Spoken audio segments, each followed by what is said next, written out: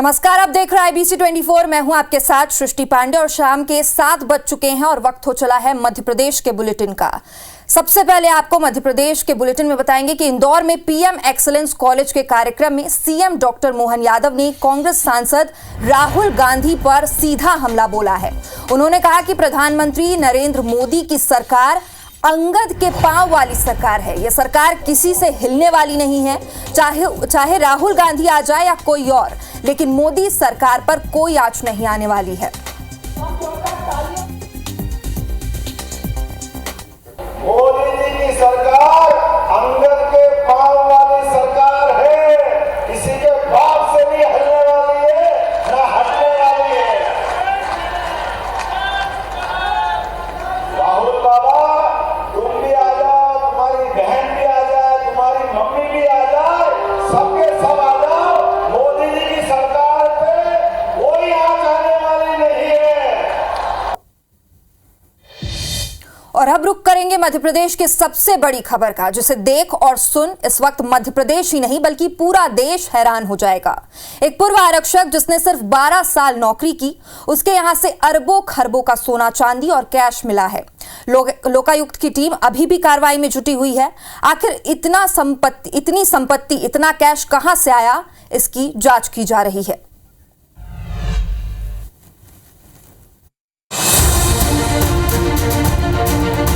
भोपाल में लोकायुक्त की टीम के हाथों धन कुबेर लग गया है और ये धन कुबेर है पूर्व आरक्षक सौरभ शर्मा, जिसके दोस्त की कार से 52 किलो सोना, 10 करोड़ कैश जब्त किया है। ये कार मेंडोरा से कुशालपुर रोड पर लावारिस खड़ी थी। जब कार की तलाशी ली गई तो उसमें बैग रखे हुए थे। उस बैग में 52 किलो सोना और 9 करोड़ 86 लाख रुपए कैश बरामद हुआ। जानकारी के मुताबिक ये कार चेतन गौर की है। पुलिस ने आयकर विभाग को केस की जाँच सौंप दी। इनोवा गाड़ी का कांच जो है तोड़कर वहाँ पर विधिवत तरीके से उसमें जो भी बैग्स थे उनको बाहर निकाला गया। उसमें जब बैग्स चेक किए गए तो उसमें लगभग 52 किलो सोना, जिसकी कीमत लगभग 40 करोड़ से ऊपर होती है, और लगभग 9.86 करोड़ में कैश बरामद हुआ, जिसपे आयकर विभाग के द्वारा जो है कार्रवाई की गई। गुरुवार को लोकायुक्त की छापेमारी में टीम को सौरभ शर्मा के ठिकाने से कुल 3 करोड़ रुपए कैश मिले थे। साथ ही घर से सोने हीरे के 60 लाख के जेवर, 60 किलो चांदी की सिल्लियां, 2 करोड़ की घर की इन्वेंट्री, 4 लग्जरी गाड़ियां भी बरामद की। इधर भोपाल में लोकायुक्त की कार्रवाई को लेकर एक बड़ा अपडेट सामने आया है। टीम ने मेंडोरा में जो कार पकड़ी थी उसमें सिर्फ कैश और सोना नहीं मिला, बल्कि मेकअप का सामान और परिवहन विभाग की महिला पुलिसकर्मी की कैप भी मिली है। सूत्रों के मुताबिक गाड़ी को प्लॉट में छोड़ते वक्त गाड़ी में परिवहन विभाग की महिला आरक्षक मौजूद थी और जल्दबाजी में कैप गाड़ी में ही छूट गई।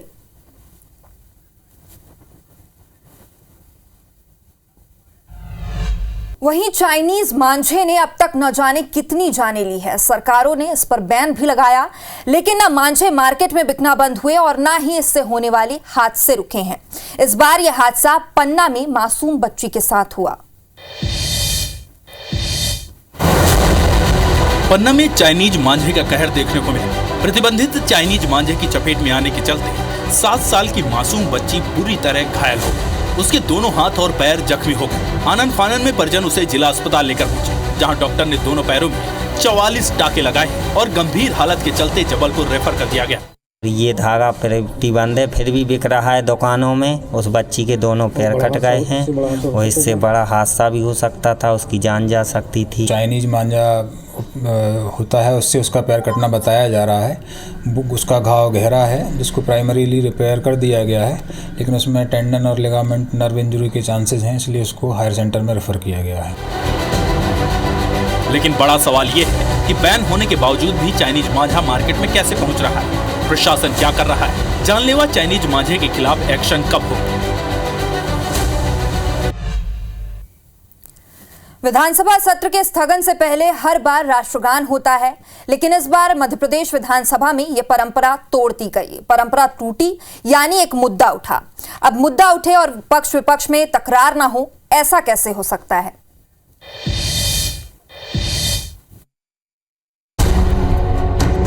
मध्य प्रदेश विधानसभा में पहली बार ऐसा हुआ जब विधानसभा बिना राष्ट्रगान के अनिश्चित काल के लिए स्थगित कर दी गई। ये परंपरा टूटी तो कांग्रेस ने सरकार पर हमला बोला।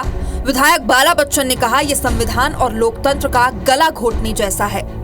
जो विधानसभा की कार्रवाई को अनिश्चित काल के लिए जो बिना राष्ट्रगान के स्थगित कर दी है, तो ये भी संविधान को खत्म करने का दूसरा एक उदाहरण है। एमपी की बीजेपी हो या देश की बीजेपी हो, इस लाइन पे चल रही है, लोकतंत्र का गला घोट रही है और संविधान को खत्म कर रही है।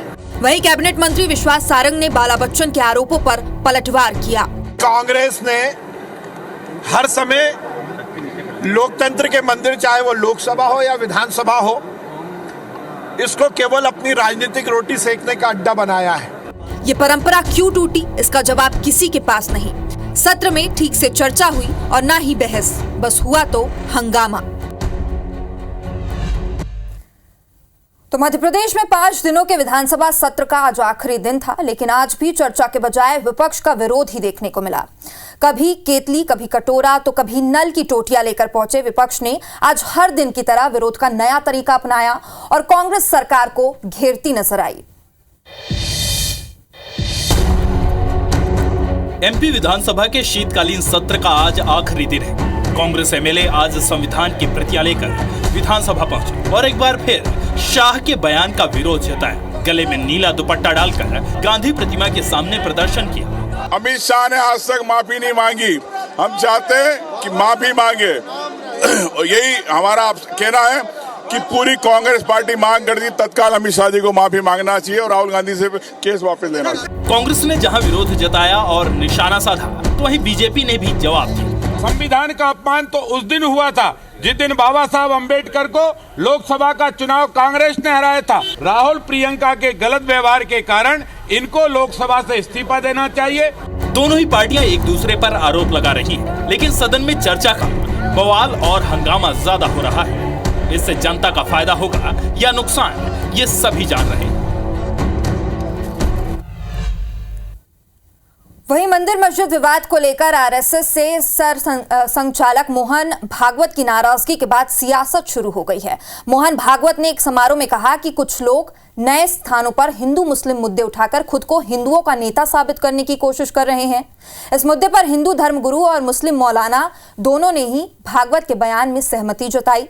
जबलपुर में बंगलामुखी मंदिर के पुजारी स्वामी चैतन्यानंद महाराज ने कहा कि मोहन भागवत सही कह रहे हैं। स्वामी चैतन्यानंद महाराज की माने तो इस तरह के विवाद पैदा कर लोगों को लगता है कि उनका समाज में वर्चस्व बन जाएगा, जबकि इस तरह से लड़ाई झगड़े को बढ़ावा देना छोटी मानसिकता को दर्शाता है। जबलपुर में दरगाह के मौलाना अनवर ने कहा कि हिंदुस्तान में सभी को मिलकर रहना चाहिए। वहीं कांग्रेस ने कहा कि भागवत को यह बात बीजेपी नेताओं को समझानी चाहिए। चलो राम मंदिर झालं पाहिजे, ते होत आहे, हिंदूंची श्रद्धास्थान हिंदूंना वाटतं, असं केलं म्हणजे हिंदूमध्ये नेता होता येतं। रोज एक नवीन प्रकरण काढणे हे कसं चालेल? हे नाही चालणार। पण आपला देश आता संविधानानुसार चालतो। भागवत जी ने जो बात कही उस बात से हम सहमत। बेवजह से वैमनस्यता फैलाना अच्छी बात नहीं है और आप सभी लोग माने मिलकर रहें। हिंदुस्तान है भाईचारे का मरकज़ है। हिंदुस्तान की संविधान जो कहता है कि भाईचारे से मिलकर रहो। मंदिर मस्जिद में इसमें कुछ नहीं रखा है और ये नेता हैं, ये अपनी जो रोटी सेकने के लिए दुनिया में आए हैं। मोहन भागवत जी जो बोले हैं अभी, ये वो सही है कि भाईचारा है, भाईचारा बना के रहें। भागवत जी के जो शब्द हैं, जो उनने कहा है, मैं उससे 101% सहमत हूँ। आजकल तथाकथित कभी भी कोई भी झंडा लेकर खड़ा हो जाता है और कहीं भी कुछ करने लगता है, न प्लान है, न जानकारी है, न कुछ है। इसलिए हिंदुत्व का नेतृत्व अपने आप प्रखरता से दिखता है और राष्ट्रीय स्वयंसेवक संघ का जो अध्ययन होता है बहुत माइक्रो लेवल पर होता है। बिल्कुल भागवत जी जो कह रहे हैं मुझे लगता है ठीक कह रहे हैं। हम चाहते हैं मोहन भागवत जी ने जो बात कही इसकी ट्रेनिंग वो पहले भाजपा के ही लोगों को देना शुरू करें, क्योंकि कांग्रेस विकास की राजनीति करती है और धर्म में बांटने की राजनीति नहीं करती कांग्रेस। मध्य प्रदेश में बच्चों पर बढ़ते यौन अपराधों को लेकर हाईकोर्ट के चीफ जस्टिस सुरेश कुमार कैत ने संज्ञान लिया। चीफ जस्टिस की डिवीजन बेंच ने राज्य और केंद्र सरकार के खिलाफ नोटिस जारी किया है।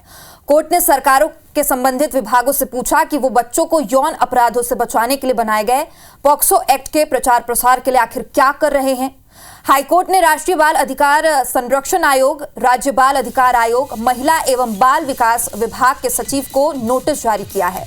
तो वहीं मध्य प्रदेश के मुख्य सचिव, महिला एवं बाल विकास विभाग के प्रमुख सचिव और मध्य प्रदेश के डीजीपी को भी नोटिस जारी किया गया है और 4 हफ्तों में जवाब मांगा है।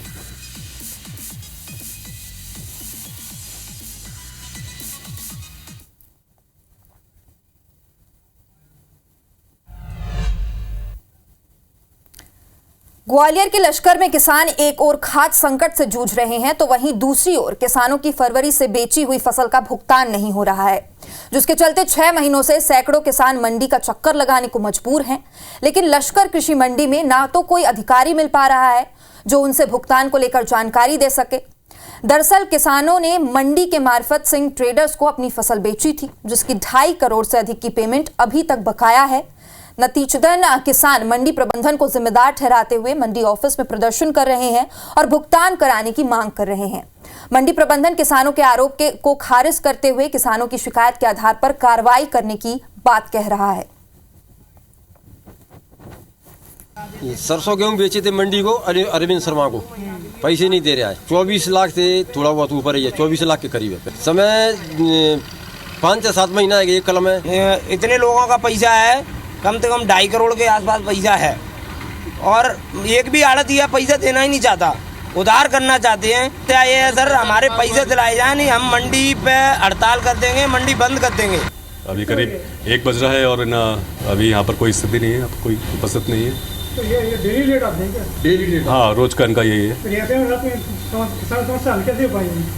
अब उसके लिए आवेदन दिया हुआ है एसडीएम साहब को। नहीं, यहाँ नीलामी पर सेम डे का पेमेंट का प्रावधान है। तो तालाबंदी उनके द्वारा की गई थी तो उसमें शिकायत आई है तो उसकी जांच करा रहे हैं, कौन किसके द्वारा विक्रय किया गया है कि किसके द्वारा नहीं किया गया। भोपाल के वन मेले में डायनासोर के 6.5 करोड़ साल पुराने अंडों को स्टॉल में रखा गया है। इन अंडों को धार के फॉसिल्स पार्क में यहां लाया गया है। डायनासोर के अंडे वन मेले में आकर्षण का केंद्र रहे, लेकिन इनकी सुरक्षा व्यवस्था में लापरवाही सामने आई है। जायजा लिया हमारी संवाददाता साक्षी त्रिपाठी ने। आज हम अपने दर्शकों को डायनासोर के अंडे दिखाने वाले हैं। जी हाँ, आप देख सकते हैं यहाँ पर ये जो 2 अंडे के आकार में दिखाई दे रहे हैं, ये डायनासोर के अंडे हैं। टाइटेनोसोर डायनासोर के अंडे बताए जा रहे हैं और सबसे खास बात ये है कि ये लगभग 650 लाख साल पुराने ये अंडे हैं जो फॉसिल्स में अब कन्वर्ट हो चुके हैं। यहाँ पर वन मेले आयोजन के अंतर्गत इन अंडों की प्रदर्शनी लगाई गई है। आप देख सकते हैं कि इनका आकार कितना है, ये आकार में कितने बड़े हैं। यहाँ पर जो अधिकारी मौजूद हैं हम उनसे बातचीत करते हैं, एसके सक्सेना जी से, और इसके बारे में जानकारी लेते हैं। सर, क्या कुछ है इसके बारे में? ये सभी हमको धार जिले से प्राप्त हुए हैं, सभी ताजे पानी के जीवाश्म हैं ये, और इसमें प्रकृति के बहुत दुर्लभ धरोहर है ये हमारी।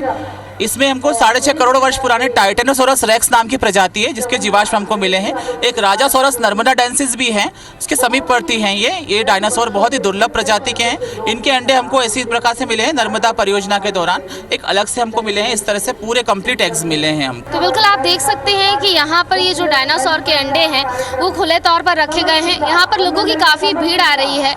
ये हमारे बायोडाइवर्सिटी को दर्शाते हैं, उसके बारे में बताते हैं। लेकिन सवाल अभी यहाँ पर उठता है कि ये इस अंडे को जो भी लोग देखने आ रहे हैं, कोई भी आकर इसे हाथ लगा रहा है, इसकी सुरक्षा व्यवस्था यहाँ पर क्या रखी गई है? अगर इसको कोई नुकसान पहुँच जाता है या फिर किसी भी तरह की यहाँ पर दुर्घटना किसी के माध्यम से हो जाती है तो हमारी जो बायोडाइवर्सिटी है कहीं ना कहीं एक तरीके से उसको नुकसान पहुँच सकता है। हमारा जो इतिहास है कहीं ना कहीं से उसके लिए एक सिक्योरिटी का खतरा भी जो है यहाँ पर देखने को नज़र आ रहा है। फिलहाल आपने ये जो देखे हैं ये डायनासोर के अंडे हैं, लगभग 650 लाख साल पुराने हैं। और ऐसी ही जानकारियों के साथ हम अपने दर्शकों को लगातार अपडेट करते रहेंगे। कैमरा पर्सन संजय शुक्ला के साथ साक्षी त्रिपाठी, IBC 24 भोपाल। और इसी के साथ बुलेटिन में बस इतना ही। आगे देखिए छत्तीसगढ़ का नंबर 1 बुलेटिन हमर बानी हमर गोठ, रचना नितेश के साथ। नमस्कार।